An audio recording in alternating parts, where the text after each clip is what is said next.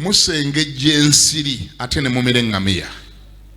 Bagambye okulokoka kyangu nnyo ate gwe nolaba ng'ekyokulokoka kikalu bunyo nogamba waakiri ntambula okuva ebusheeri. Katonda nsonyiwa ebibi. Ekyo ate nga kinene.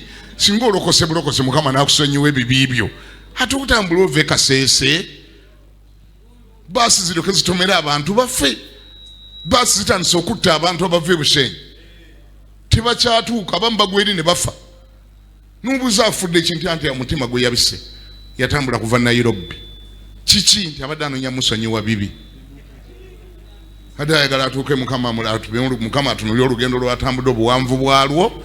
Mukama genti bambi ono tumusonyiwe. Eyo si nkola ya Katonda tagiteeka nga nawe tekirina mu Bayibuli. Engeri Katonda gye yasonyiwamu ebibi byo n'akusembeza n'ofuuka mwana we. Weenenya bibi byo n'okkiriza Yesu n'olokoka. Nova ku bibi byo Yesu n'afuuka Mukama we omulokozi wo n'osonyibwa. Bayibuli ganti ebyedda byonna olwo nga biweddewo laba nga bifuuse bijja. Shortcut ani aganti shortcut.